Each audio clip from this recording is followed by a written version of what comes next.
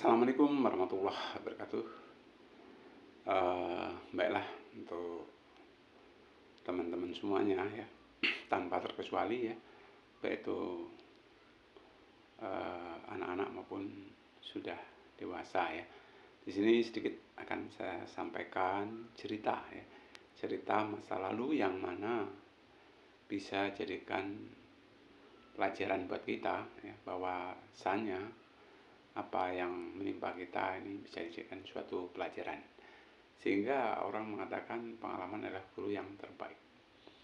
Pemirsa yang dirahmati oleh Allah Subhanahu wa taala, yang pertama nggak lupa ya, kita bersyukur atas segala nikmat yang sudah diberikan oleh Allah Subhanahu wa taala.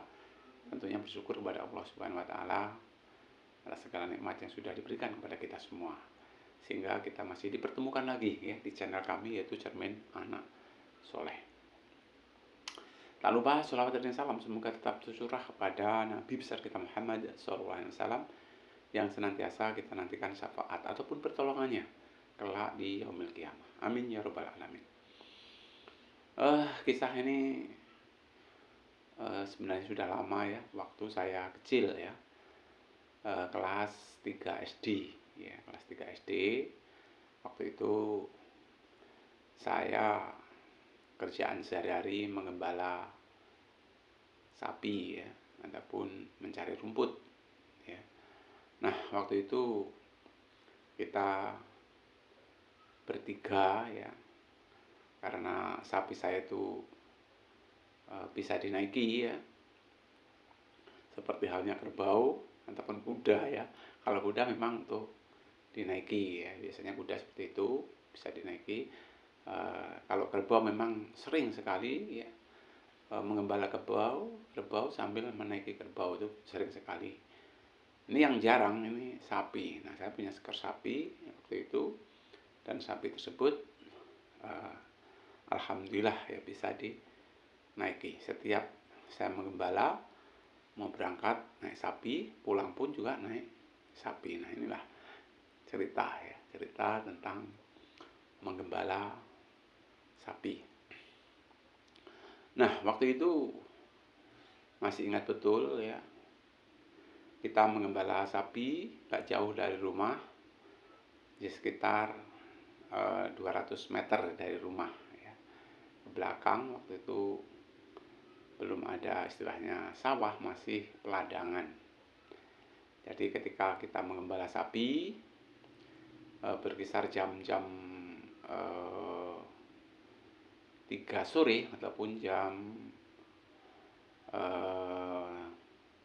15. Nah, asik-asiknya sapi sedang memakan rumput. Nah, kita bertiga ya, saya dengan 2 teman yang waktu itu ya, kalau saya sebutkan namanya ya, si Bonyamin dengan si Sutrisno ya, Bonyamin dengan si Sutrisno. Nah, itu kalau disebutkan namanya ya.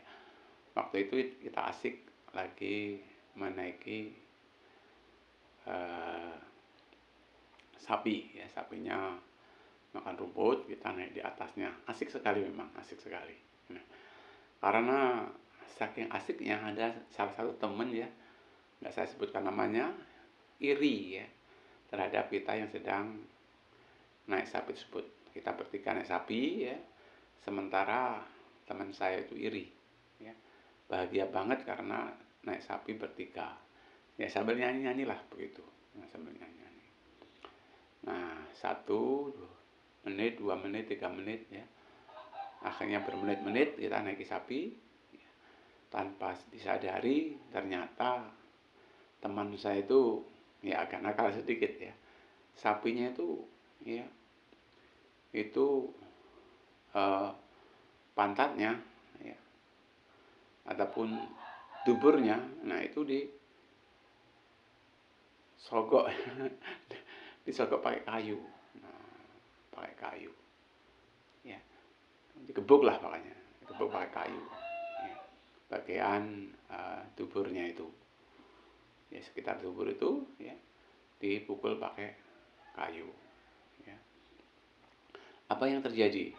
Spontanitas ya, sapi kaget. Karena kaget ya, sapi lari. Nah, apa yang terjadi? Setelah lari kami bertiga jatuh. Kami bertiga jatuh, kebetulan saya waktu itu berada di paling belakang. Karena sapinya kaget jatuh, akhirnya karena saya paling belakang, ya, saya ditimpahi badan saya ini oleh dua orang teman, ya, yaitu si teman saya tadi, dua-duanya tadi nimpahin badan saya. Nah, ini suatu pengalaman yang berharga, bahwasanya dari pengalaman ini, ya, kita sesama teman sebenarnya nggak boleh iri, ya, nggak boleh dengki. Ya. Apapun kesenangan yang dimiliki oleh orang lain, ya kita nggak boleh iri, dengki. Ya.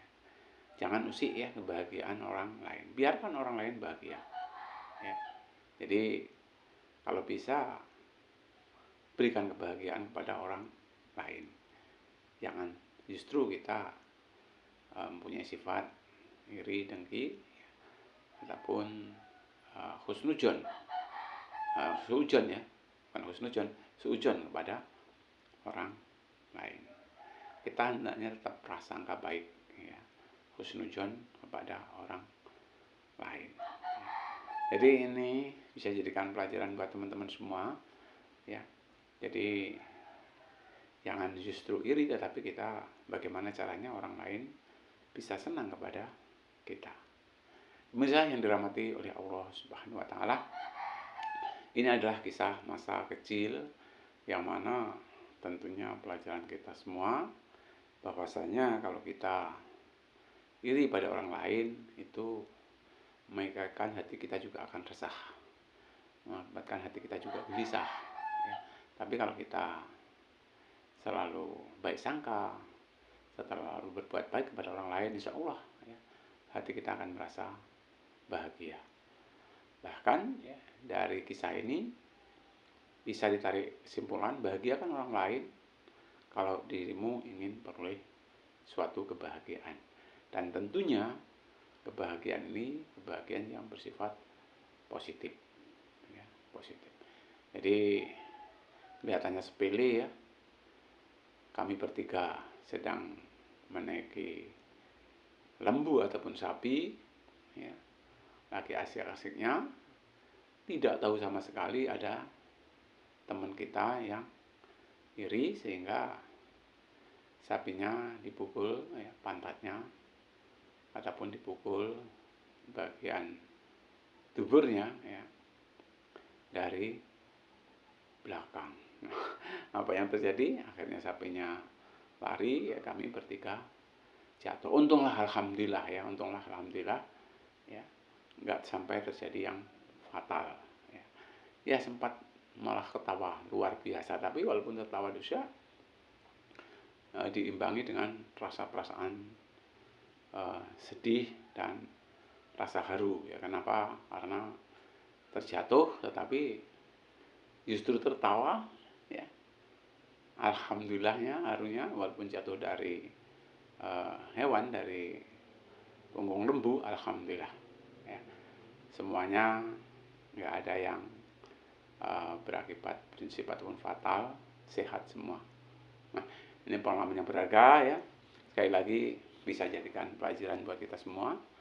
Mudah-mudahan, ya, kita dijauhkan dari sifat iri, ya, sifat dengki, ya, terhadap sesama manusia, ya. Jauhi sifat-sifat tersebut karena hakikatnya, ya, sifat-sifat tersebut adalah tipu daya setan, ya. Bukankah setan adalah musuh kita? Nah, untuk itu ya jadikan, ya, setan itu sebagai musuh. Jauhi sifat perbuatan, ya, tipu daya daripada setan dan sebangsanya. Insya Allah kalau kita betul-betul beriman bertakwa, ya, insya Allah, ya, Allah berfirman, innahu laisa lahu sultanun 'alal ladzina amanu wa 'ala rabbihim yatawakkalun. Ya. Sesungguhnya setan itu tidak mempunyai kekuasaan untuk menggoda orang-orang yang beriman. Kalaupun toh kita masih digoda oleh setan. Nah ini tentunya tanda tanya besar sejauh mana iman dan takwa kita kepada Allah Subhanahu wa Ta'ala.